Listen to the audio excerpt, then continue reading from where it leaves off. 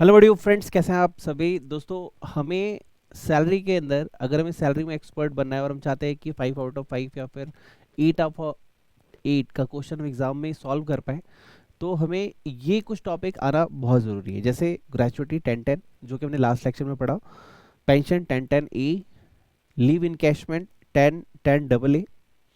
उसके बाद आज हमें दो इंपॉर्टेंट टॉपिक पढ़ने हैं, RC retrenchment compensation 10-10 B and VRS 10-10 C.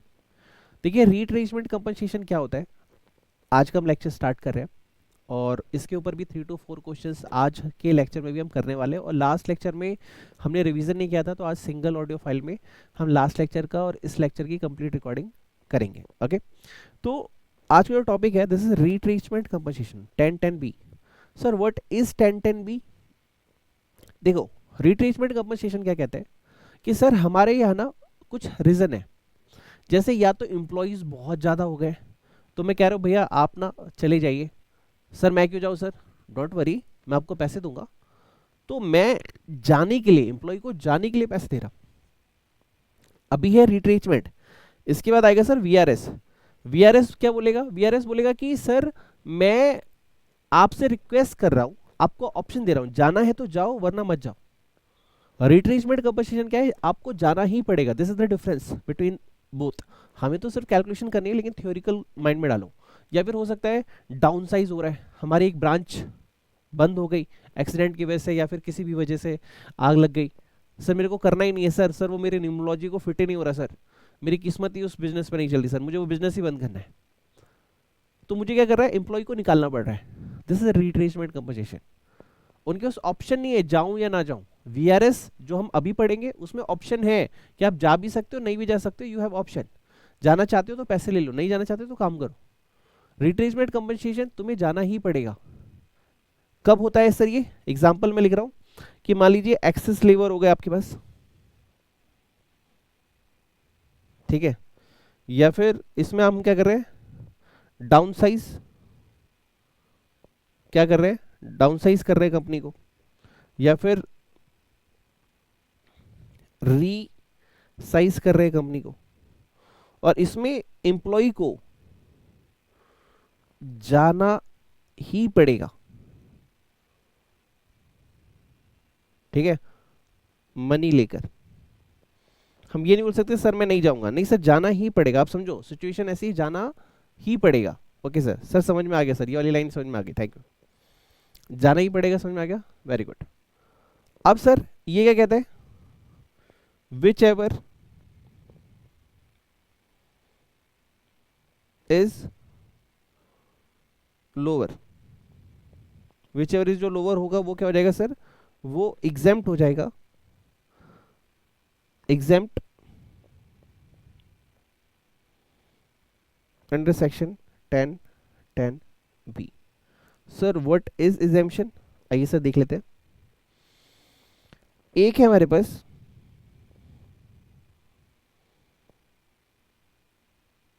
Exemption under section 10-10 B. या फिर इसे मैं ऐसे लिखता हूं, लिखने का तरीका थोड़ा चेंज करता हूं, एक second. Compensation as per industrial dispute act.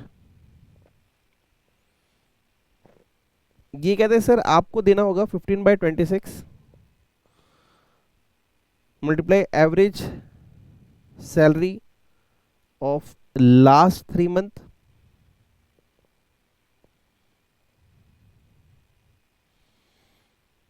Multiply में number of years of completion of service. और इसमें वो राउंडेड ऑफ वाला जो है वो प्रोविजन अप्लाई हो जाएगा,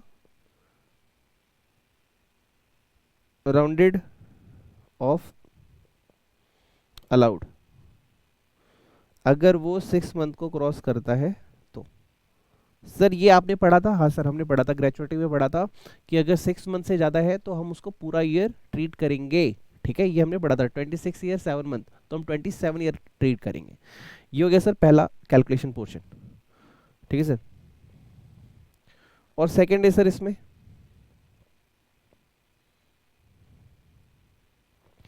5 लाख,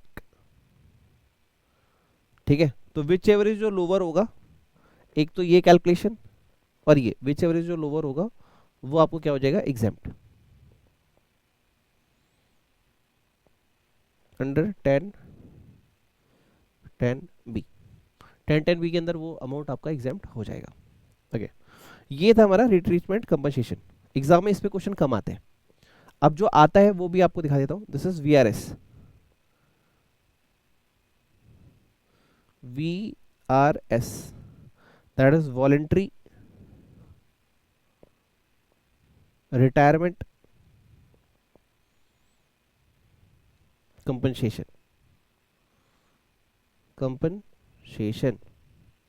सर इसमें और उसमें क्या फर्क है?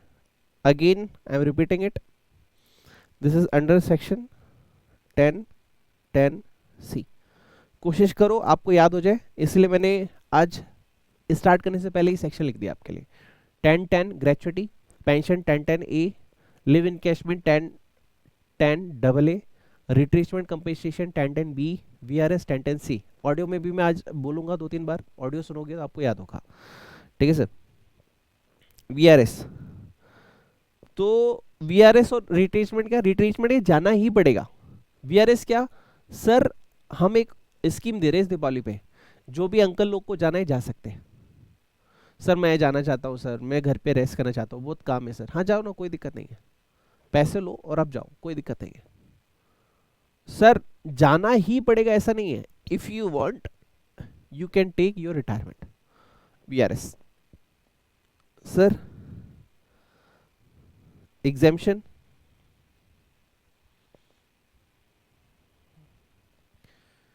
अंडर सेक्शन 10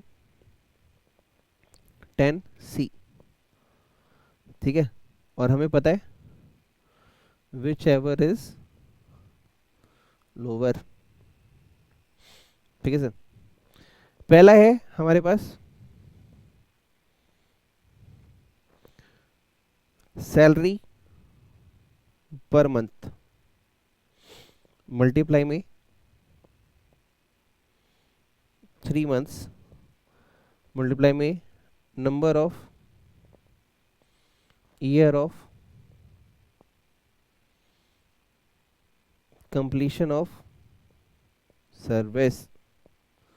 मतलब जितने साल तुमने काम किया, मल्टीप्लाई करेंगे हम 3 मंथ और multiply average salary of per month, यानी 3 मंथ की सैलरी आपको देंगे हम, ठीक है सर। कितना sir, number of year of completion of service. Sir fraction है तो यहाँ पे आप स्टार लगा देंगे, इग्नोर फ्रैक्शन ऑफ मंथ। अगर फ्रैक्शन वगैरह है तो आप उसको इग्नोर कर देंगे, ओके, ठीक है। सेकेंड है sir salary per month multiply में number of remaining months of service. ये कह रहे सर सैलरी पर मंथ, आपकी पर मंथ की सैलरी बताओ ना सर। सर 10,000 20,000 30,000 जो भी है, कितने दिन आप अभी और काम कर सकते थे? सर मैं 20 ईयर और काम करता। ओ सर मैं 5 ईयर और काम करता। जितने भी मंथ रिमेनिंग है, ईयर नहीं मंथ रिमेनिंग है, मल्टीप्लाई में सैलरी पर मंथ, विचेवर जो लोअर होगा हम देख लेंगे। थर्ड एक्चुअल अमाउंट रिसीव्ड, जो भी आपको बॉस आपका दे रहा है। And the fourth maximum limit, तो मैक्सिमम लिमिट कितनी है, अप टू 5 लाख। तो आरसी में रिट्रीचमेंट कंपनसेशन में और इसमें अमाउंट लिमिट सेम है, तो विच एवरेज जो लोअर होगा is lower is exempt, which is lower is exempt under section 10 10 C। Sir लिख लिया सर, सर लिख लिया? हाँ सर लिख लिया। ओके चलिए अब एक बार बुक चेक करते हैं, बुक में जिन दोस्तों ने बुक बाय की है उनके लिए। आइए, रिट्रेसमेंट कंपनसेशन 1010 बी। अरे सर ये तो बुक में है, डेफिनेटली होगा सर, पढ़ा रहा हूँ तो होगा ही। ठीक है, तो इसमें 2 ही होता है, 2 ऑप्शन है, एक है 5 लाख और 15 days average salary, completed year of service और any part thereof in excess of 6 month. ठीक है, ये आपका आ जाएगा यहाँ पे। और इसमें हमने इसको कैसे लिखा था, 15/26 मल्टीप्लाई में average salary of last 3 month, ठीक है, एंड मल्टीप्लाई में number of year of completed service. ठीक है, इसको यहाँ पे थोड़ा सा कैलकुलेट कर लो। ये कुछ नोट है जो अभी हम पढ़ने वाले हैं।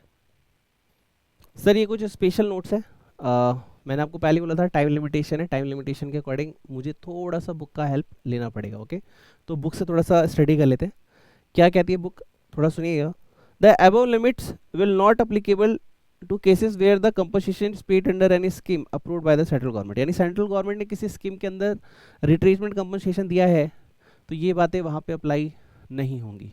ओके ठीक है, now second, average pay means average of the wages payable to a workman.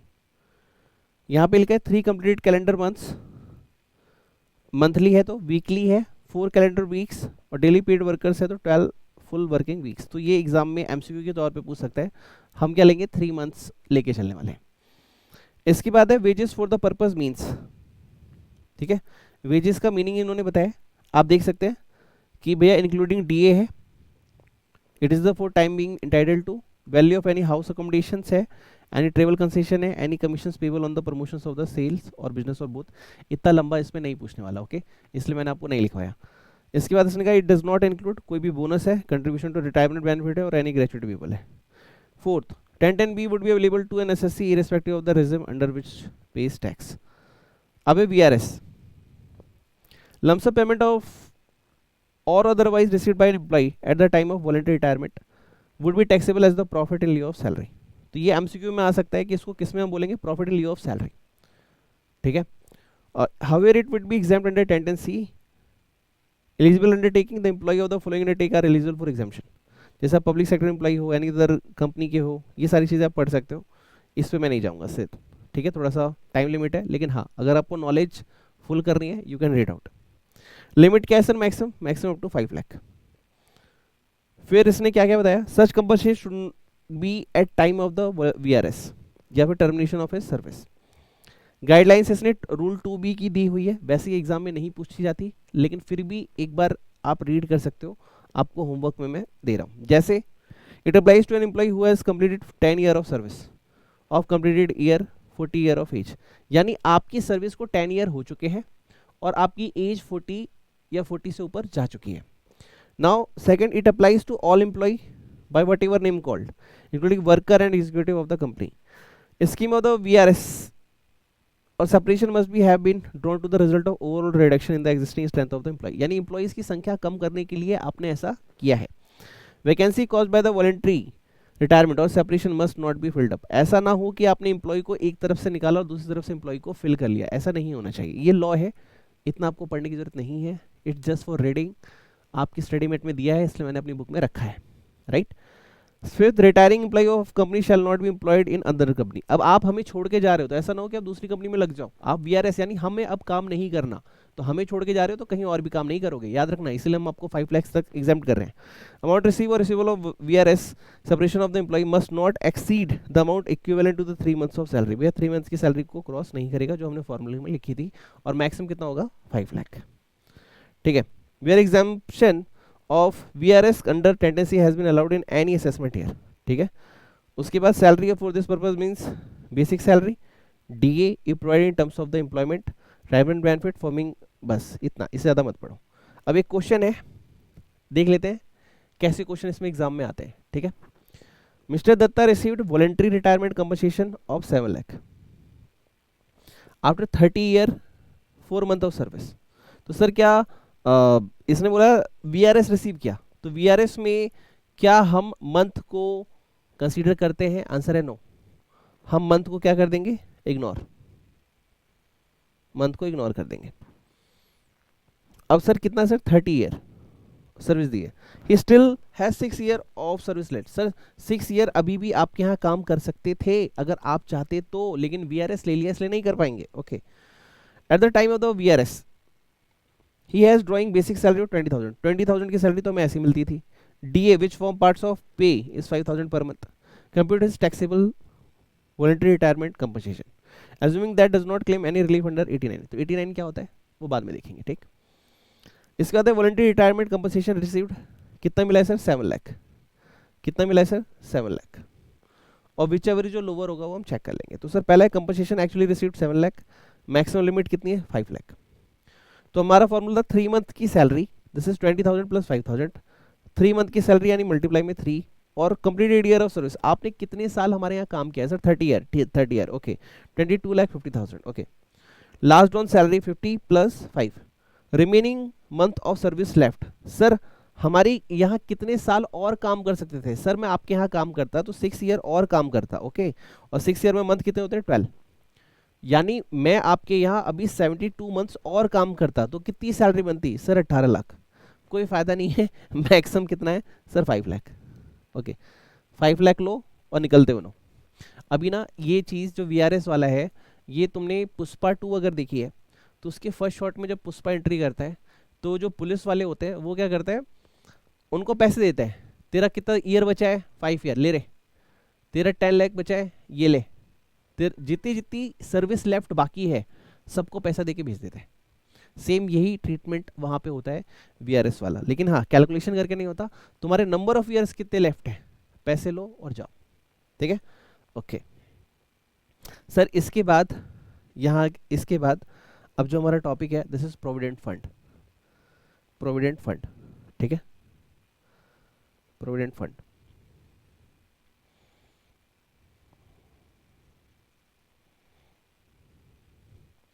Provident fund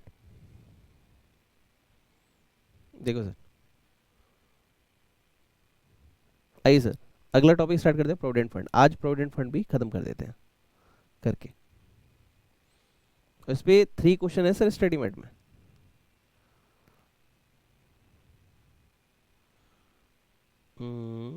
right,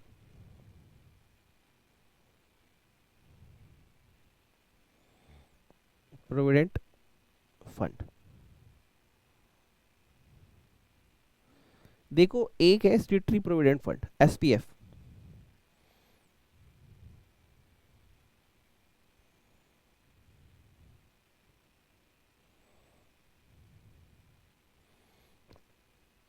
sir ये फंड है क्या? देखो एम्प्लॉय को बोला जा रहा है भाई देख, थोड़ा पैसा तू डाल, थोड़ा पैसा मैं डालूं, दोनों मिलके डालेंगे, तेरे फ्यूचर के लिए पैसा इकट्ठा होगा, और फ्यूचर में तेरे को पैसे की जरूरत होगी तो तू वहां से पैसे ले सकता है। तो गवर्नमेंट ने इसे अलाउ कर रखा है, इसके इसलिए नाम है इसका स्टेटरी प्रोविडेंट फंड। और अभी ऐसे भी प्रोविडेंट फंड अभी आपको मेरे साथ पढ़ने के लिए मिलेंगे जहां पे होगा गवर्नमेंट ने अलाउ नहीं कर रखा, unrecognised provident fund. Provident fund का मतलब है कि बॉस और मैं मिलके पैसे लगा रहे हैं, या हो सकता है बॉस ना लगाए, मैं खुद अपना पैसा लगा रहा हूँ। प्रोविडेंट फंड यानी एक टाइप का मैं फंड क्रिएट कर रहा हूँ, जैसे कहते हैं ना जैसे बचपन में हमारे पास गुल्लक होता था, मनी बैंक, पिगी बैंक, उसमें हम पैसे डालते थे। तो इट्स लाइक दैट्स, हम अपने एम्प्लॉय की सैलरी से 500 1,000 रुपीज़ लेस करेंगे, और जो अच्छे एम्प्लॉयर होंगे वो भी अपने अकाउंट से 1,000 लेस करेंगे। 1,000 1,000 2,000 हो गया। अब ये 2,000 क्या होगा? पैसा जमा कर देंगे। अगर यही हम गवर्नमेंट के पास करते हैं, this is called स्टेटरी provident fund. Sir कैसे होता है थोड़ा देखते हैं, ध्यान सुनना, ध्यान सुनना प्लीज। गवर्नमेंट ने बनाया एक fund, this is SPF, right. एक है हमारे एम्प्लॉय, एम्प्लॉय ने इसमें कंट्रीब्यूशन किया,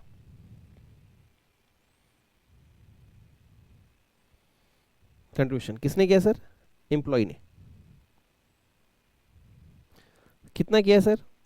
एग्जाम्पल ले रहा हूं, ₹1,000, ओके। अब यहाँ पे इनके सपोर्ट में इनके बॉस भी है जिनका नाम है एम्प्लॉयर।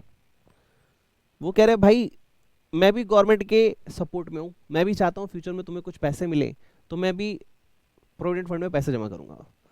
तो मैंने क्या कहा, आप कितना कर रहे हो भैया, एम्प्लॉयर्स कंट्रीब्यूशन।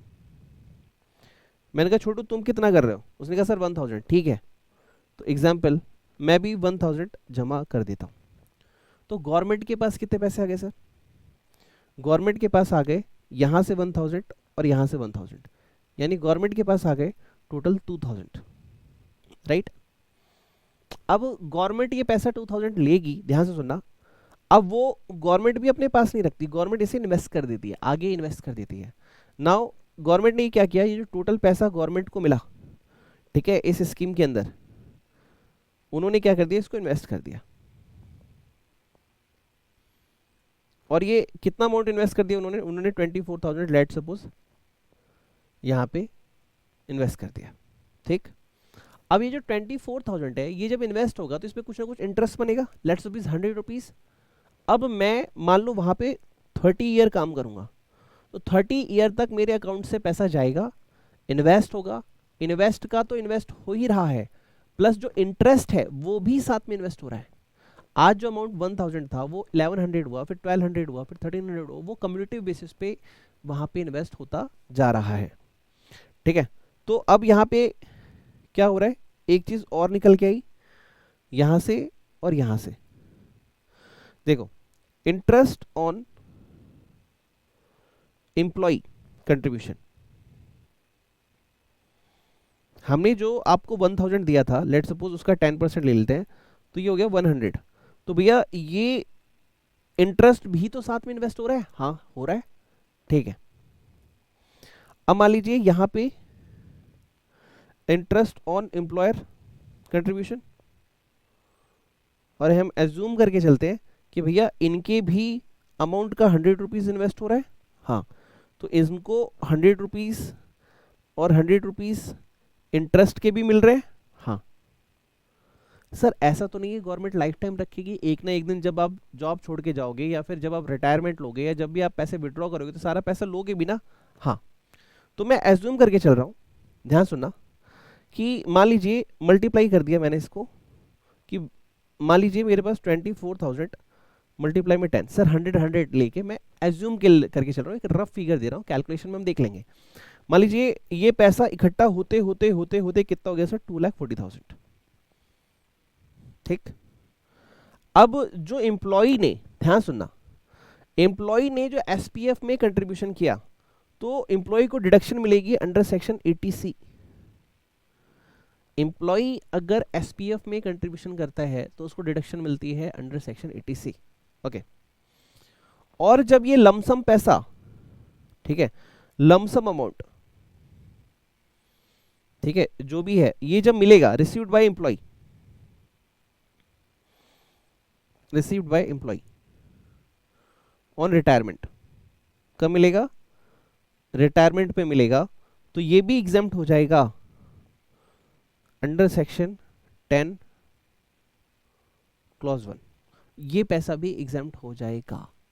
यानी एम्प्लॉय को लमसम पे जो एसपीएफ से पैसा मिलेगा वो भी एग्जेम्प्ट हो जाएगा, और एम्प्लॉय ने जो अमाउंट कंट्रीब्यूट किया 80C वो भी उसको एग्जेम्प्ट रहेगा।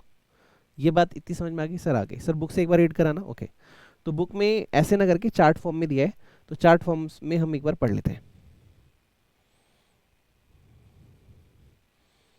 हमने क्या पढ़ा सर, हमने पढ़ा अभी statutory provident fund, right, statutory provident fund.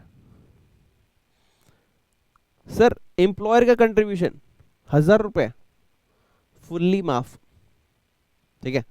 Employees का contribution eligible to deduction under 80C, ठीक है। उसके बाद इन्होंने कहा interest credited on employer contribution fully exempt 100 रुपए, 100 rupees. Interest credited employees contribution, तो ये भी यहाँ पे क्या था 100 rupees, exempt up to certain limit of contribution, see note below, ठीक है। इसके ऊपर नोट है थोड़ा सा, अप टू 2 लाख, वो हम देख लेंगे। फिलहाल के लिए आपने क्या पढ़ा कि हाँ भैया एग्जेम्प्ट है up to certain limit of contribution, ये भी माफ होता है, लेकिन एक लिमिट यहाँ पे लगाई गई है। क्या है वो लिमिट, जरा एक बार पढ़ लेते हैं। 1011 any payment from PF to which Provident Fund Act 1925 apply or from public provident fund would be exempt. Accumulated balance due and becoming payable to an employee participating in the recognized provident fund. ठीक है, तो ये हमारा option क्या था, SPF. However, the exemption 10, 11, 10, 12 would not be eligible in respect of income by way of interest accrued during the previous year to the extent it relates the amount or the aggregate of amount of contribution made by that person employee exceeding 2,50,000 in any previous year of that fund. यानी ये तो किसके लिए बता रहा है, ये recognise provident fund के लिए बता रहा है कि अगर आपने प्रीवियस ईयर में 2,50,000 से ज़्यादा क्रॉस किया तो जो अमाउंट मिलेगा वो टैक्सेबल नहीं होगा, सॉरी, तब जो अमाउंट मिलेगा वो आपको टैक्सेबल होगा. In contribution by which such person is fund which there is no employer contribution, मान लो आपके बॉस ने कंट्रीब्यूट नहीं किया, then a higher limit of 5 lakh would be applicable for such contribution and interest accrued in any previous year in that fund on or after 1st April 21 would be exempt up to that limit. तो हम 5 लाख तक माफ कर देंगे. It may be noted that interest accrued on contribution to such fund up to 31st March 21 would be exempt without any limit even if the accrual of the income after that date. तो अभी tension मत लो, अभी आप simply याद रखो exempt. यहाँ पे एक लाइन थी जो हमने डिस्कस नहीं की, यहाँ पे था कि exercise the option of shifting out of the defaulting tax regime provided under section 15 BAC. यानी अगर आप यहाँ से ऑप्ट आउट कर रहे हो, शिफ्टिंग आउट, अगर आप नॉर्मल स्कीम में हो तो ही आपको 80 में डिडक्शन मिलेगा. इसके बारे में बाद में नोट लिख लेंगे. अभी फिलहाल हमने एक बेसिक वे में इसको पढ़ लिया है. अभी हम बेसिक बेसिक बेसिक पढ़ रहे हैं, थोड़ा सा एडवांस नेक्स्ट लेक्चर में बताऊंगा. थोड़ा सा एडवांस जो अभी आपको लग रहा है ना, हो सकता है कि ये नहीं समझ में आया, डोंट वरी, नेक्स्ट लेक्चर में समझ में आ जाएगा. ठीक है सर.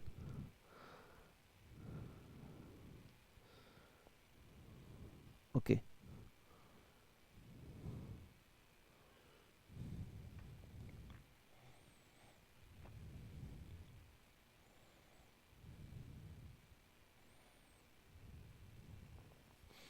second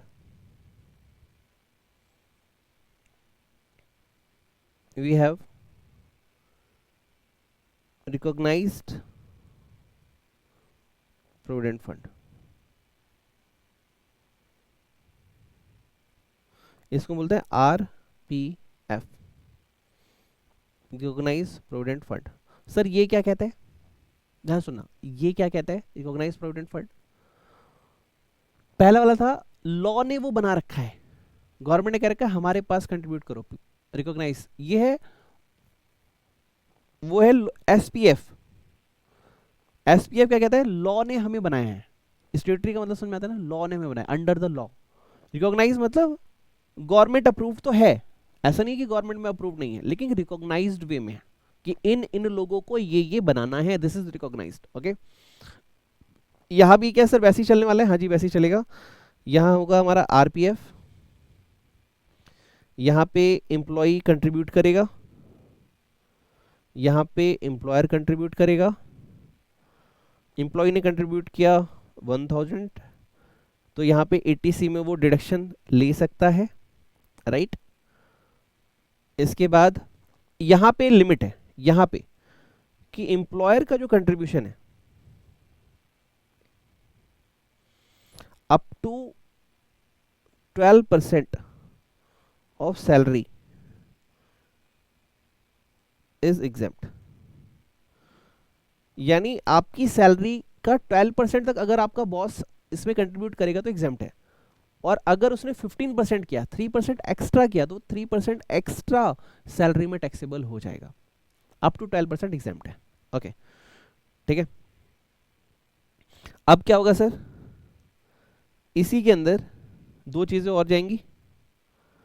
कौन कौन सी सर? सर इंटरेस्ट जाएगा, employees contribution,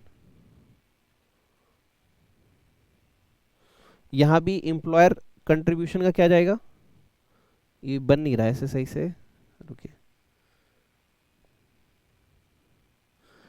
employ contribution, employer contribution, इनका भी इंटरेस्ट जाएगा सर, दोनों का जाएगा. तो यहाँ पे भी एक लिमिट लगाई गई। इन्होंने बोला कि भैया ये जो कंट्रीब्यूशन तुम कर रहे हो ना, इस पे भी लिमिट है। 9.5% पर एनम इज एग्जेम्प्ट। अगर ये जो इंटरेस्ट तुम्हें मिल रहा है, क्या बोला जा रहा है, ध्यान सुनना, अगर ये जो इंटरेस्ट तुम्हें मिल रहा है अगर वो 9.5% है तब तो एग्जेम्प्ट है। लेकिन अगर 9.5% से ज्यादा यानी 10%, 12%, 15%, अगर रेट ऑफ इंटरेस्ट 9.5% को क्रॉस करेगा, देखो पहला हमारा लॉ वाला था, स्ट्यूटरी वाला, उसमें तो तुम्हें देखो गवर्नमेंट वाला है 7 to 8% ज़्यादा नहीं जाएगा, जैसे तुम्हारी इन्वेस्टमेंट होती है, एफडी होती है, उस रेट से ही जाएगा। लेकिन यहाँ पे ज़्यादा हो सकता है क्योंकि तुम ये अपने हिसाब से कर रहे हो, आरपीएफ है, रिकॉग्नाइज्ड है, तुम्हें पता है यहाँ बेनिफिट ज़्यादा होने वाला है। तो अगर 9.5% को क्रॉस हुआ तो जो एक्स्ट्रा वाला होगा वो अमाउंट टैक्सेबल हो जाएगा 9.5 तक एग्जेम्प्ट। ओके, मान लो 1000 है तो 950 तक exempt, 50 rupees taxable, like this. ठीक है सर, मान लीजिए आरपीएफ में फिलहाल के लिए जो लिखवा रहा हो वो लिखो और समझो, कल नेक्स्ट पार्ट में थोड़ा सा एडिशन करूंगा मैं, थोड़ा सा। ठीक है, अभी के लिए पढ़ो। आरपीएफ में सर अब हमें लमसम मिलेगा तो आप लिखेंगे लमसम अमाउंट रिसीव्ड, जो भी लमसम अमाउंट रिसीव्ड होगा by employee on retirement, on retirement, ये होगा क्या, एग्जेम्प्ट अंडर सेक्शन 10 सबसेक्शन 12। कि सर 10 सबसेक्शन 12 के अंदर लास्ट वाला कौन सा सेक्शन था, लास्ट वाला सेक्शन था 10(1). ठीक है, ये क्या है 10(12), 10(12) lump sum received by employee on retirement, जो भी मिलेगा वो 10(12) के अंदर एग्जेम्प्ट हो जाएगा। ठीक है सर, एक बार बुक से एक बार मैच कर लेते हैं।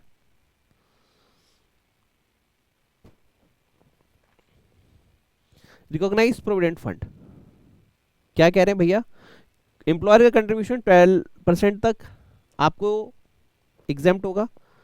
ठीक है, एम्प्लॉय को कंट्रीब्यूशन मिल जाएगा एटीसी के अंदर। इंटरेस्ट जो है चाहे वो एम्प्लॉयर का हो चाहे वो एम्प्लॉय का हो, दोनों के केस में 9.5% पे लिमिट लगाई गई है। अमाउंट विड्रॉल, अगर आप अमाउंट विड्रॉ कर रहे हो तो कुछ कंडीशंस है सर। क्या है सर, ये कंडीशंस मैंने नोट में नहीं लिखी है, ये कंडीशन आपको पढ़नी होगी, स्टार लगा लेना इस पे। Employee served a continuous period of 5 year और मोर, कि भैया आपने कम से कम 5 ईयर का सर्विस हमको दिया होना चाहिए, मतलब काम किया है हमारे ऑफिस में। Retiring before rendering 5 year of service, because अगर आप 5 ईयर से कम की बात कर रहे हैं कि हमने 5 ईयर सर्विस नहीं दी, तो रीजन क्या है, हो सकता है आपकी हेल्थ खराब हो सकता है कि भैया ऐसा रीजन, एम्प्लॉयर्स बिजनेस के रीजन, एम्प्लॉयर ने ही अपना बिजनेस बंद कर दिया हो। ठीक है, the control of the employee, beyond the control of the employee, अगर वही बिजनेस बंद कर रहा है तो ऑब्वियसली 5 ईयर कैसे काम कर सकते हैं, या फिर आपकी हेल्थ का कोई इशू हुआ हो या फिर आप इल हुए हो, इस वजह से सर्विस नहीं दे पाए 5 ईयर, तो ही हम काउंट करेंगे। अदरवाइज नॉर्मल केस में 5 ईयर है, हम चेक करेंगे कि आपने सर्विस दी है या नहीं दी है। Third, on cessation of the employment, जब एम्प्लॉयमेंट खत्म हो रही है, the employee obtain employment with any other employer to the extent the accumulated balance in RPF is transfer to the RPF account. मान लो यहाँ पे इसके 3 लाख रुपीस बन गए थे एम्प्लॉयर 1 के पास, अगर ये यहाँ पे जॉब अब नहीं करेगा तो एम्प्लॉयर 2 के यहाँ पे रिकॉग्नाइज प्रोविडेंट फंड में ये 3 लाख रुपीस ट्रांसफर हो जाएंगे, फिर आगे से वहां कंटिन्यू होगा। Okay, now the entire balance standing to the credit of the employee is transfer to the NPS account, refer to the in ETCCD and notified by the central government, in other cases it will be taxable. कह रहा है कि या तो अगर तुम employer के account में ट्रांसफर नहीं करवा रहे हो दूसरे, तो भैया तुम्हारे पास एक ऑप्शन है कि तुम एनपीएस में करवा लो और 80 के अंदर डिडक्शन ले लो। अगर वो भी नहीं करोगे तो तुम्हें पूरा amount it will be taxable. अगर तुम ऐसा नहीं कर रहे, तुम कह रहे हो नहीं सर मैंने 5 ईयर की सर्विस भी नहीं दी है, मैं सेकंड एम्प्लॉयर के पास भी नहीं ट्रांसफर कराऊंगा, मैं उसको एनपीएस के अंदर भी नहीं कन्वर्ट कराऊंगा, मुझे पैसे घर ले जाने, अगर घर ले जाने हैं तो टैक्स देना पड़ेगा क्योंकि तुम्हारे 5 ईयर कंप्लीट नहीं हुए हैं। ओके, ठीक है।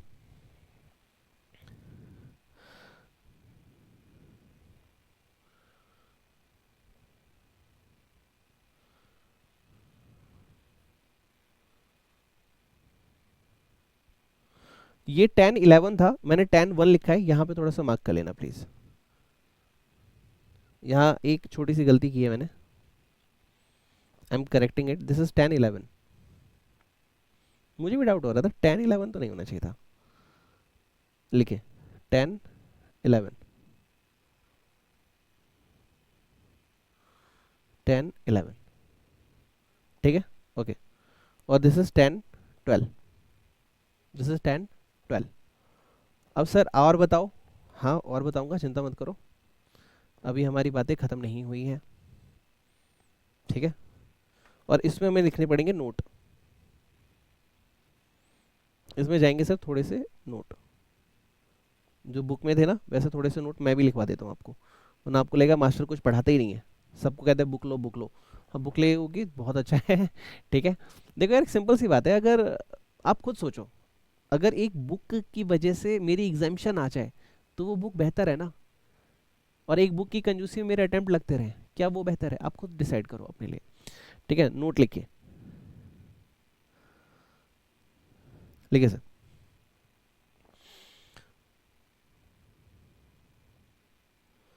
Lump sum amount received from recognized provident fund is exempt under section 10 subsection 12 if employee has rendered services of 5 years or more, कि भैया आपका जो अमाउंट है वो एग्जाम्प्ट हो जाएगा, लेकिन आपको कम से कम 5 ईयर की सर्विस जो है देनी पड़ेगी, has rendered service of 5 year और मोर, ओके। सर दूसरी बात लिखते हैं इसमें,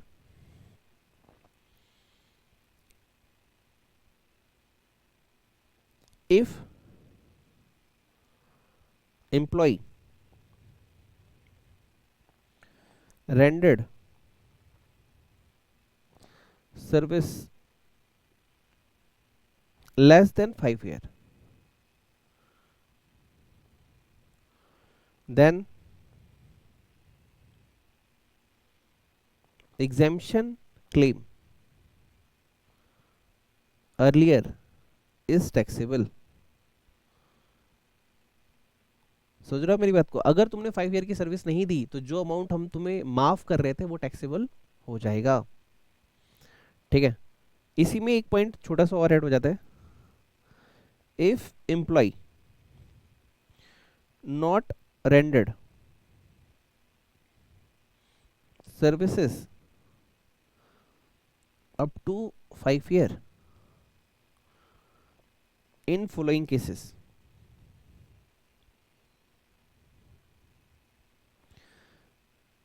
in following cases then not taxable। कह रहे भैया हम टैक्सेबल कर देंगे, लेकिन हाँ एक केस है कि मान लो तुम इन वजह से अगर 5 ईयर नहीं कर पाए तो हम तुम्हें टैक्स नहीं लगाएंगे। जैसे first point, employee retire due to ill health, मतलब तुम सर्विस नहीं दे पाए क्योंकि तुम्हारी तबीयत खराब हो गई थी। Second, employee retire due to shut down of employer's business, कि एम्प्लॉयर ने ही अपना बिजनेस बंद कर दिया तो भी तुम 5 ईयर नहीं कर पाओगे, तो इस केस में आपको टैक्सेबल नहीं करेंगे। And the last third point, employee has retire with the instruction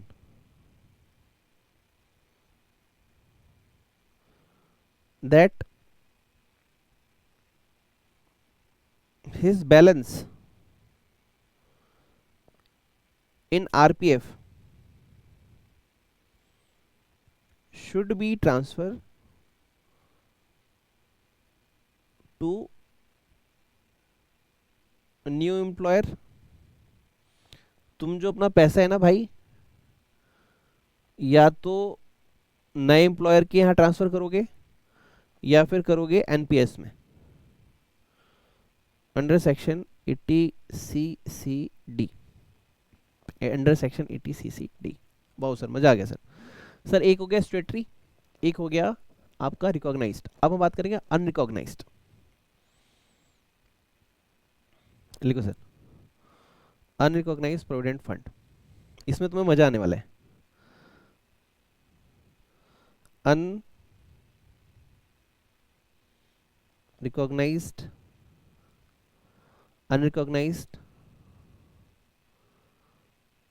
provident fund, unrecognised provident fund. ठीक है सर। अब इस पे ध्यान से सुनना, बहुत मजा आएगा। बहुत सारे ट्विस्ट एंड टर्न्स हैं, प्लीज ध्यान सुनना। अनरिकॉग्नाइज्ड प्रोविडेंट फंड, मतलब गवर्नमेंट के द्वारा ये रिकॉग्नाइज नहीं है, आप आपस में कर रहे हो, आपका बॉस आपसे पैसे ले रहा है, आप पैसे डाल रहे हो, दोनों मिलके गेम खेल रहे हो, कोई बात नहीं, लेकिन गवर्नमेंट ने रिकॉग्नाइज की क्या, इस बात को ध्यान रखना। लो जी, एम्प्लॉई ने अपना कंट्रीब्यूशन कर दिया, एम्प्लॉई ने अपना कंट्रीब्यूशन कर दिया, ठीक है। अब यहां पे तुम्हें याद रखना, not allowed deduction under section 80C। तुम्हें 80C में इसकी कोई डिडक्शन नहीं मिलेगी। ओके। अब सर, अब हमारा एम्प्लॉयर है, एम्प्लॉयर कंट्रीब्यूशन,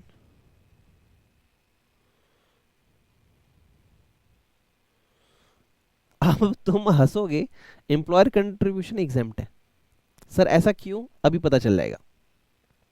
तुम पैसे इकट्ठा करो ना, करो करो, कोई दिक्कत नहीं है।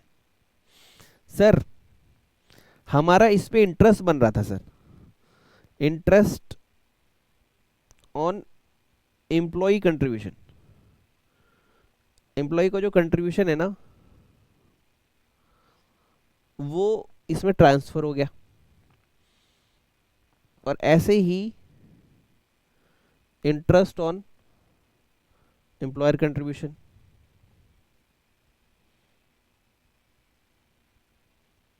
ठीक है। और मजेदार बात सुनो, ये भी एग्जेम्प्ट है और ये भी एग्जेम्प्ट है। अरे वाह सर, पहली बार सुन रहे सब कुछ। मतलब एक तो ये अनरिकॉग्नाइज्ड है, जैसा आपने बताया, गवर्नमेंट ने अप्रूव भी नहीं किया, ओके। और उसके बाद भी गवर्नमेंट सब माफ करती जा रही है। हाँ बेटा, सब माफ करती जा रही है। अब ध्यान से सुनना, कान लगा के सुनना, मजा आने वाला है तुम्हें। अब क्या होगा फाइनली, यहां पे आएगा लमसम पैसा, लमसम रिसीव्ड, और रिटायरमेंट। ऑब्वियसली कब मिल रहा है, जब भी आपको रिटायरमेंट पे ये पैसा मिल रहा है, retirement. Okay, done done done done done. अब इसमें ध्यान सुनो, इसमें हो गए दो पार्ट, वैसे तो चार हैं। एक है, ध्यान सुनना, एम्प्लॉयर का साइड और एक एम्प्लॉय का साइड। तुम्हें लमसम रिसीव्ड हुआ ऑन रिटायरमेंट, हाँ ठीक है। तो इसके दो बच्चे हो गए, इसके भी दो बच्चे, इसके भी दो बच्चे, इसके भी दो बच्चे, बच्चे बच्चे बच्चे, ओके। यहां पे मैंने पूछा कि ये एम्प्लॉय का कंट्रीब्यूशन है, हाँ जी एम्प्लॉय का कंट्रीब्यूशन। भाई तुमने जो कंट्रीब्यूशन किया था ना, तुमने जो कंट्रीब्यूशन किया था ना इस अकाउंट में, हम उसको इग्नोर कर रहे हैं, उसको हम इग्नोर कर रहे हैं। अब बहुत सारे बच्चों ने पूछा सर क्यों, क्योंकि मेरे बच्चे तुम ऑलरेडी यहाँ पर डिडक्शन अलाउ नहीं थी, डिडक्शन अलाउ नहीं थी यानी ऑलरेडी इस पर टैक्स दे चुके हो। हाँ, ऑलरेडी जिसमें हमने टैक्स ले लिया, हम उसको क्यों ध्यान दे, इग्नोर, ओके। तो सर अब क्या हुआ, अब तुम्हें इंटरेस्ट मिला ऑन एम्प्लॉय कंट्रीब्यूशन। हाँ सर इंटरेस्ट तो मिलेगा, लमसम इंटरेस्ट मिला ना, हाँ मिला। आ जाओ इधर, इधर आ जाओ, आ गया सर। जब तुम्हें इंटरेस्ट को, जब तुम इन्वेस्ट कर रहे थे, तो क्या मैंने पैसे लिए, गवर्नमेंट कह रही है तुमसे, क्या मैंने तुमसे पैसे लिए, तुमने बोला नहीं सर, तुम आपने तो एग्जाम्प्ट कर दिया था, हाँ ठीक है। अब टोटल अमाउंट लेके आ, कितना मिला सर, यहां मिले मेरे को 5 लाख, इस पे मैं ऑलरेडी टैक्स भर चुका हूँ, एम्प्लॉय ऑलरेडी टैक्स भर चुका है, तो उस पर हम बात नहीं कर रहे हैं। यहाँ पे आपको मिला इंटरेस्ट 1 लाख। ओके, तो मेरे बच्चे ये सैलरी का पार्ट हम मान ही नहीं रहे, क्योंकि तुमने अपने पैसे कहीं इन्वेस्ट किए थे, इन्वेस्ट से तुम्हें इंटरेस्ट आ रहा है, हम इसे सैलरी का पार्ट नहीं मान रहे। तो कहाँ मानोगे? कैपिटल गेन नहीं सर, पीजीबीपी नहीं सर, हाउस प्रॉपर्टी नहीं सर, अदर सोर्स। तो यहाँ पे आप लिखोगे taxable under income from other source.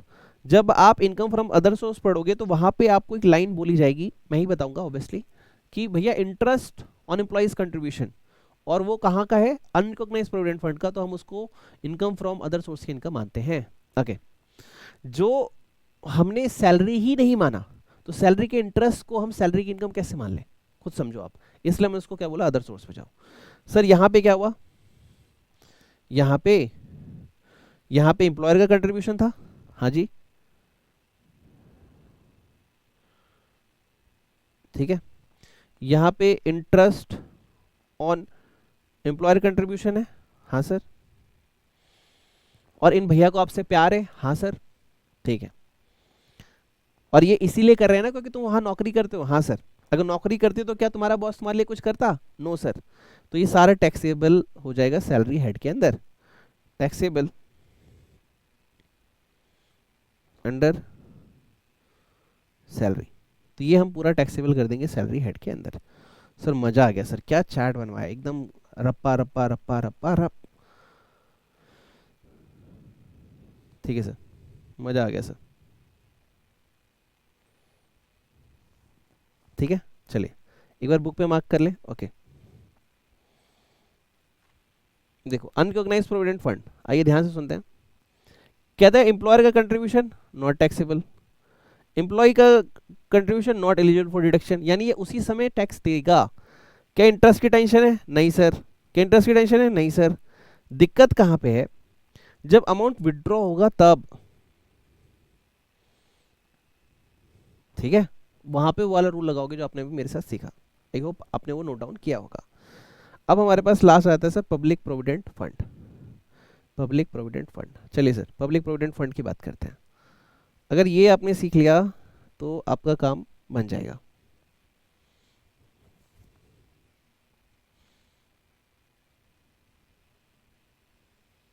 चलिए सर, हमने 3 टाइप से सीख लिया। We have point number 4, this is superannuation fund, SPF, superannuation fund. ठीक है सर, इसमें भी 2 हैं। 2 सर, क्यों सर? एक है अप्रूव्ड और एक है अनअप्रूव्ड। अप्रूव्ड का ट्रीटमेंट आपको पता ही है, अभी आपने सीखा था। अनअप्रूव्ड में बच्चे बनेंगे एम्प्लॉयर और एम्प्लॉय के। ओके, मतलब वहीं से इंस्पायर है ये सर, वहीं से इंस्पायर है। ओके, अब सर इसमें क्या हो रहा है? Superannuation fund, a approved superannuation fund, superannuation fund. तो आप क्या करोगे? ये है आपका अप्रूव्ड सुपर एनुएशन फंड। आपके एम्प्लॉय ने क्या किया? कंट्रीब्यूशन किया, तो डिडक्शन अलाउड है अंडर सेक्शन 80C। ओके, फिर आपके एम्प्लॉयर ने कंट्रीब्यूट किया, ठीक। अब यहाँ पे वो वाला नोट था जो मैंने आपको पढ़ाया था, मैंने कहा था मैं बाद में समझाऊंगा, अब वो टाइम आ गया समझाने का। ठीक है, अब इसने कंट्रीब्यूट किया, लेकिन यहाँ पे अब अमेंडमेंट है या फिर चेंजेस मान के चलो। पहले जिन बच्चों ने बहुत पुराना टैक्स पढ़ा होगा उनको तो नहीं याद आएगा, उनके लिए नया है। जो अभी लेटेस्ट पढ़ रहे हैं उनके लिए ठीक है। भैया कंट्रीब्यूशन अप टू 7.5 लाख ही अलाउड है, ठीक है, अंडर सेक्शन 17(1) क्लॉज BII। ठीक है, अप टू कितना अलाउड है सर? 7.5। ओके, फिर क्या होगा सर? फिर इसका इंटरेस्ट जाएगा यहाँ पे, फिर क्या होगा? इनका इंटरेस्ट जाएगा यहाँ पे, ओके। और ये क्या है सर, इंटरेस्ट, इंटरेस्ट एग्जाम्प्ट है, इंटरेस्ट को हमने क्या रखा है, एग्जाम्प्ट, ओके ठीक है सर। और सर लमसम पे क्या होगा,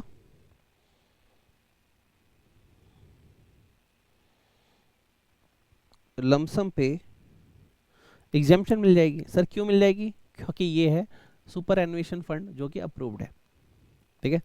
क्यों एग्जाम्प्ट होगा, क्योंकि अप्रूव्ड है, अप्रूव्ड है ना, हाँ, इसलिए क्या हो जाएगा एग्जाम्प्ट अंडर सेक्शन 10(13). अच्छा, एक आपने देखा था 10(11) जिसमें हमने बात की आपकी स्टैट्यूटरी वाली, फिर हमने अप्रूव्ड की बात की थी, अप्रूव्ड रिकॉग्नाइज प्रोविडेंट फंड 10(12), फिर हमने अप्रूव्ड सुपरएनुएशन फंड की बात की 10(13). ओके सर, ये तो स्पाइडरमैन का जाल लग रहा है, जी सर बिल्कुल। अब आपको वो जो नोट वाली लाइन थी ना 750 वाली समझ में आ जाएगी, मैं आपको दिखाता हूँ बुक में।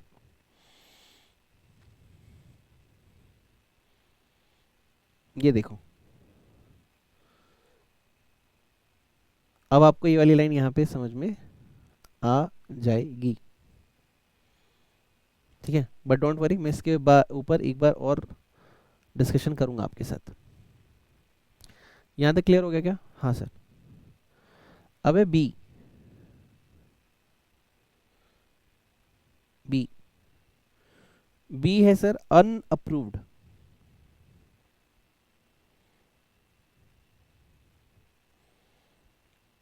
Super एनुएशन fund, unapproved superannuation fund, unapproved superannuation fund. Sir employee ने कंट्रीब्यूट किया, एम्प्लॉयर ने कंट्रीब्यूट किया, ठीक है। तो यहाँ पे तो आप लिख दो deduction under section 80C not allowed, यानी ये अमाउंट अभी के अभी आपको क्या हो जाएगा, टैक्सेबल हो जाएगा। और इन्हें क्या मिलेगा, यहाँ पे ये एग्जाम्प्ट है। फिर इनका इंटरेस्ट बनेगा, फिर इनके अमाउंट पे इंटरेस्ट बनेगा, दोनों आएंगे यहाँ पे, और दोनों क्या है सर, एग्जाम्प्ट और एग्जाम्प्ट, यानी जो लमसम अमाउंट मिलेगा वहां पे टैक्सेबल होगा, ठीक है सर। अब तो आपको याद हो गया होगा।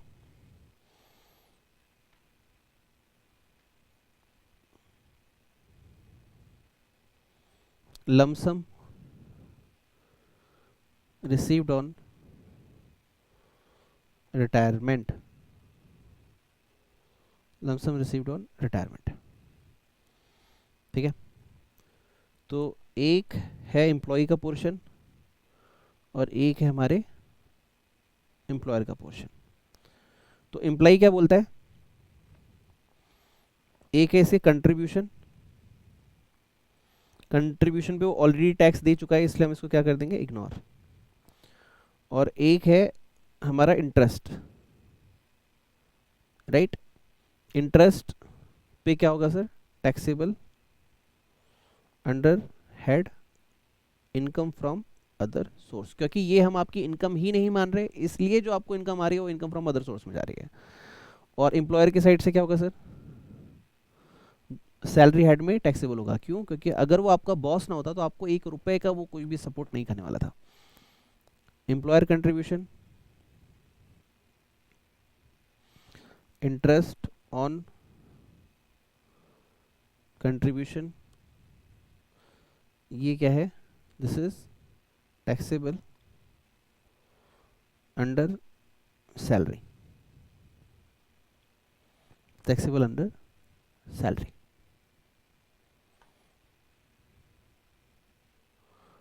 दोस्तों अब ना हम थोड़ा सा अमेंडमेंट का पोर्शन पढ़ेंगे, जो नोट अभी अभी समझ में नहीं आए हैं, लेकिन अब हमें समझना होगा क्योंकि हमें अपना एग्जाम देना है अच्छे से, ओके। एक सेकेंड,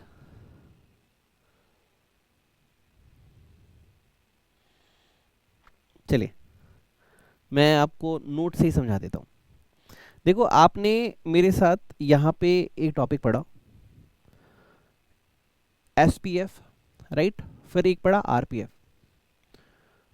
यहाँ पे इन्होंने क्या बोला कि भैया देखो आपको हम इंटरेस्ट एग्जेम्प्ट कर रहे हैं, ये वाला जो इंटरेस्ट जा रहा है ये हम एग्जेम्प्ट कर रहे हैं कि नहीं कर रहे हैं? हाँ सर कर रहे हो आप, ये वाला एग्जेम्प्ट कर रहे हो आप हम इंटरेस्ट, और यहाँ पे भी एग्जेम्प्ट कर रहे हैं सर इंटरेस्ट, यहाँ पे भी इंटरेस्ट एग्जेम्प्ट कर रहे हैं आपको। हाँ सर, कब तक सर? 9.5% तक। ओके, लेकिन ये जो कंडीशन और अमेंडमेंट है वो सिर्फ इंटरेस्ट पोर्शन के लिए, वहां पे फुल्ली एग्जेम्प्ट है, यहाँ 9.5% तक इंटरेस्ट एग्जेम्प्ट है आपका। हम ये इंटरेस्ट तभी अलाउ करेंगे जब आपकी इन्वेस्टमेंट अप टू 2.5 लाख तक होगी। अगर आपकी लिमिट 2.5 लाख तक या उससे ज़्यादा हो गई, मान लो 2.5 लाख क्रॉस हो गई, तो हम ये इंटरेस्ट वाला अमाउंट आपको एग्जाम्प्ट नहीं करेंगे, वहाँ फुल एग्जाम्प्ट और यहाँ 9.5% तक एग्जाम्प्शन। पहली बात समझ में आई? ओके, अब इस पहली बात को अमेंडमेंट नोट में हम लिखने वाले हैं। पहले हम अमेंडमेंट लिख लेंगे, उसके बाद हम बात करेंगे, ठीक है? पहले अमेंडमेंट का पहला पॉइंट लिखेंगे, फिर हम बात करेंगे। यहाँ पे लिखना amendment by finance act 21, interest on employees contribution towards SPF और आरपीएफ, दोनों के लिए। किसके लिए सर? एसपीएफ और आरपीएफ, दोनों के लिए ही ये अमेंडमेंट है, दोनों के लिए ये अमेंडमेंट। ओके, क्या है इस सर अमेंडमेंट? आइए देखते हैं। ये कहता है एग्जेम्पशन अंडर सेक्शन 10 सबसेक्शन, मैंने क्लॉज अगेन वन लिख दिया, 11 10 clause 12, not available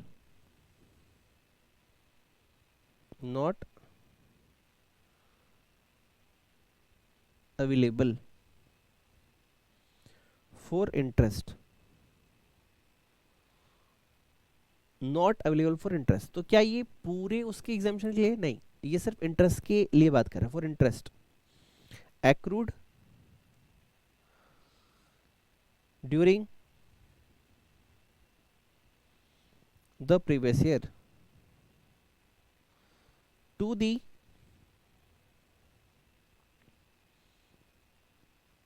extent it relates to the contribution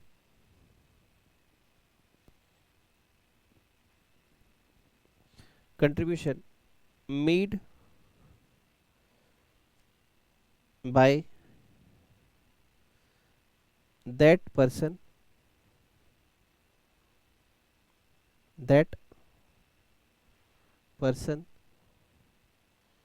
slash employee exceeding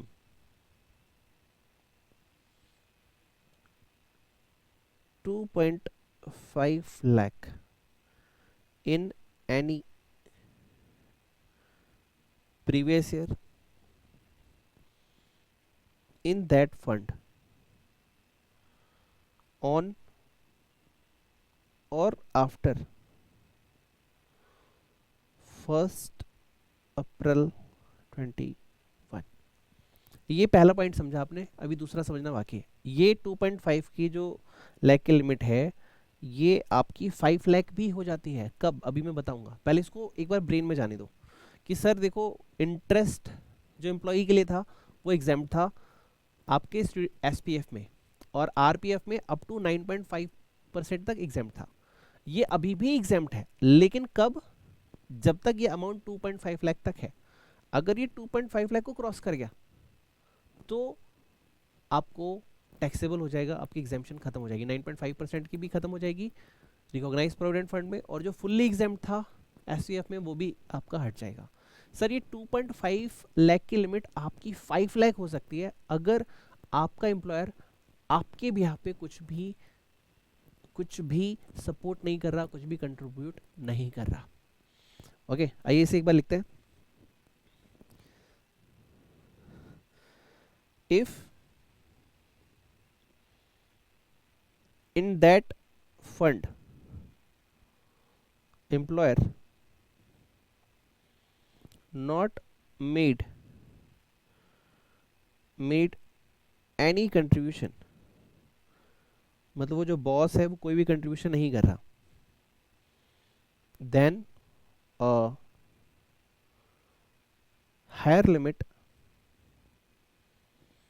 of rupees 5 lakh would be applicable. यानी अगर आपका एम्प्लॉयर आपके लिए कुछ भी कंट्रीब्यूट नहीं कर रहा तो ये 2.5 लाख की जो लिमिट है वो अप टू 5 लाख चली जाएगी। और रीजनिंग क्या है सर इसकी, अगर आपका बॉस आपके बिहाफ पे कुछ भी कंट्रीब्यूट नहीं कर रहा है तो।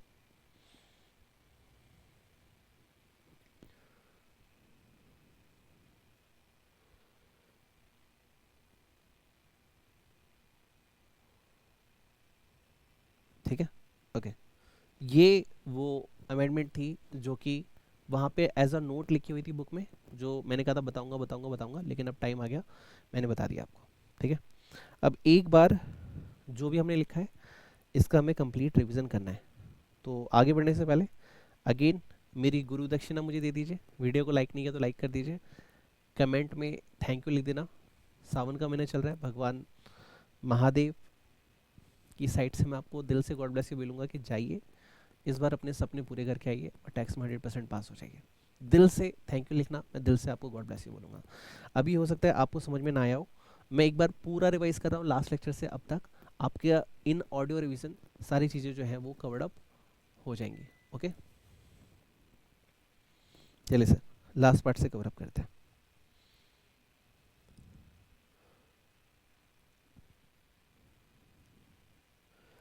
हेलो माय डियर फ्रेंड्स, कैसे हैं आप सभी दोस्तों। हम कर रहे हैं लेक्चर 4 है शायद, रिटायरमेंट बेनिफिट, और हम इसमें 3 एंड 4 का कंबाइन ऑडियो क्लिप रिवीजन कर रहे हैं।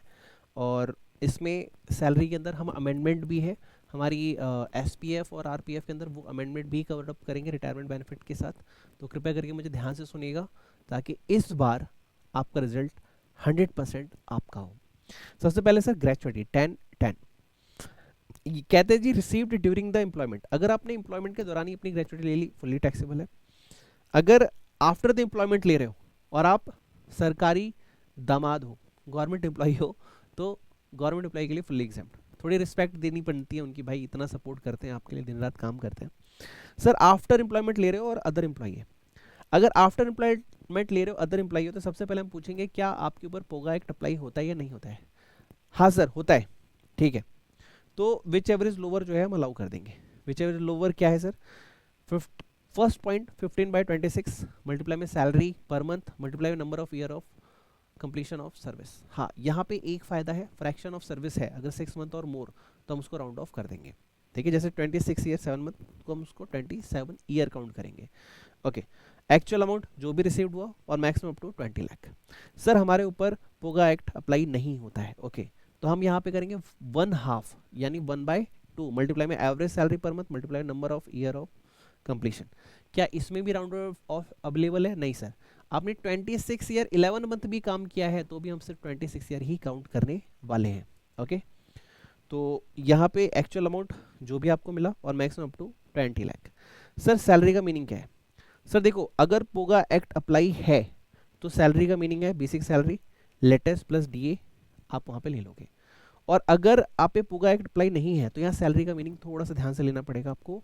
आपको एवरेज बेसिक सैलरी लेनी पड़ेगी लास्ट प्रीवियस 10 मंथ की मतलब कि एवरेज 10 मंथ की आपको लास्ट 10 मंथ की कंपैरिजन करके एवरेज लेना पड़ेगा। यानी हमने एक क्वेश्चन किया था जिसमें फेब में बंदा रिटायर हो रहा है, तो वो जा रहा था फेब और मार्च की सैलरी पिछली भी हमें कंसीडर करनी पड़ेगी, तो फेब और मार्च की 4000 2 मंथ की, फिर हमने कंसीडर किया था अप्रैल से दिसंबर तक उसकी सैलरी, ठीक है, और वो थी 5000।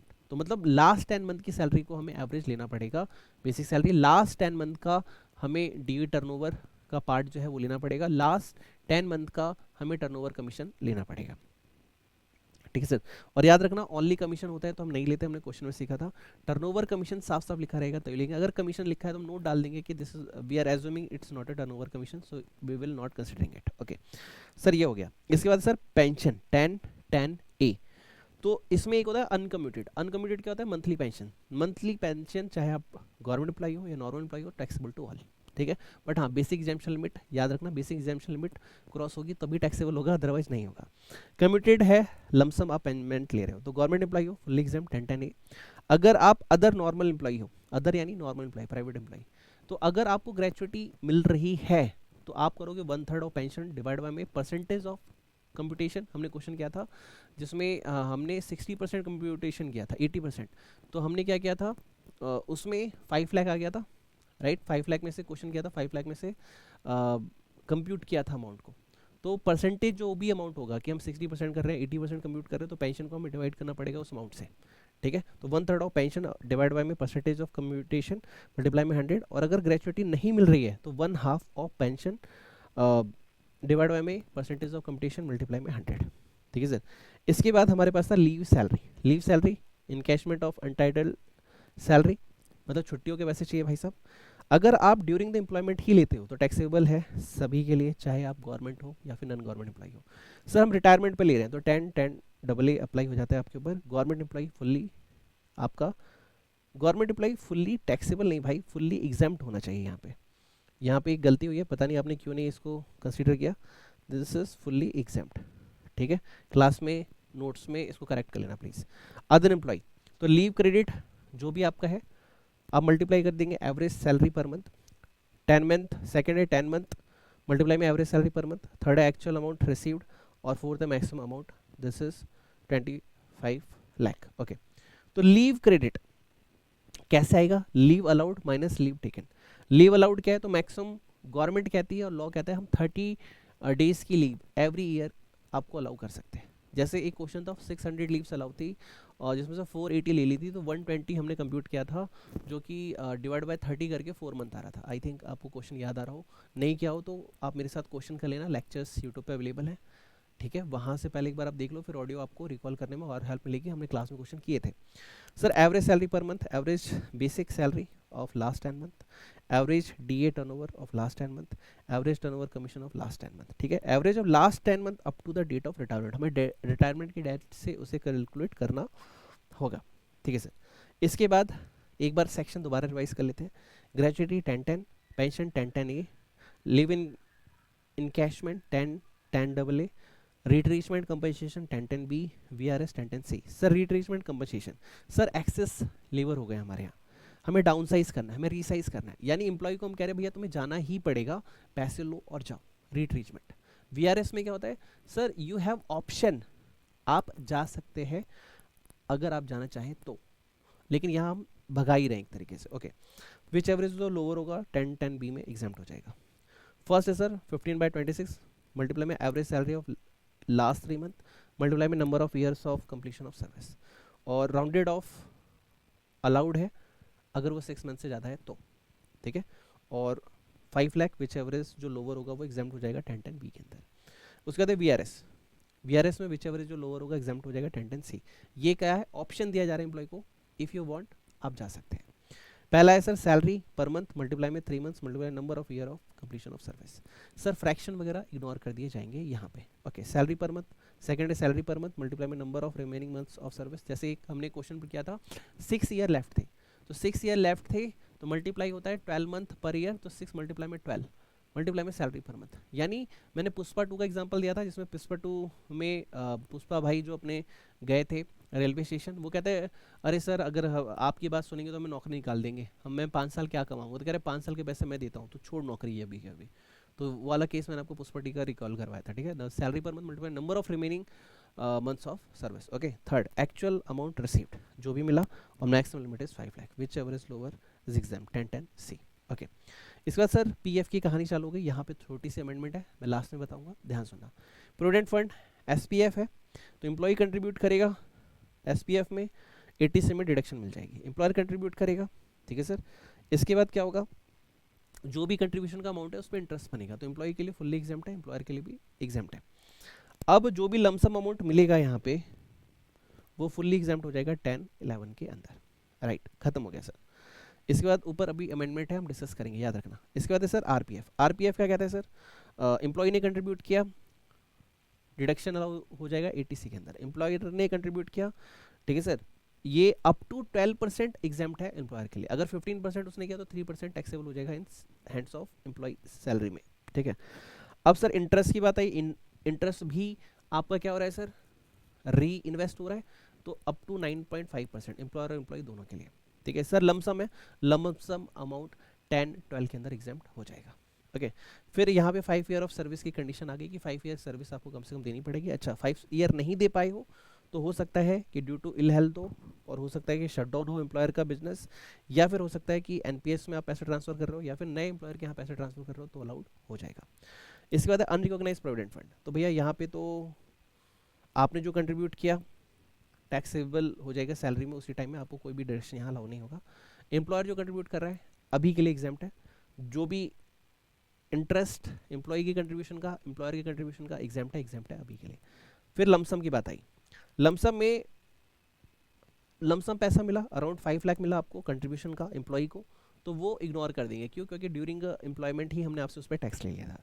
फिर सर इंटरेस्ट मिला, तो जब आपकी कंट्रीब्यूशन को ही हम सैलरी का पार्ट नहीं मान रहे हैं, तो हम उस पर आने वाले इंटरेस्ट को भी सैलरी कैसे मान सकते हैं, तो गवर्नमेंट ने कहा ठीक है, टैक्सेबल अंडर अदर सोर्स आ जाओ आप, तो इंटरेस्ट ऑन एम्प्लॉय कंट्रीब्यूशन आपको टैक्सेबल होगा इनकम फ्रॉम अदर सोर्स में। सर एम्प्लॉयर का क्या होगा, एम्प्लॉयर अगर तुम्हारा बॉस ना होता तो तुम्हारे लिए चौन्नी भी वो खर्च नहीं करता, ओके।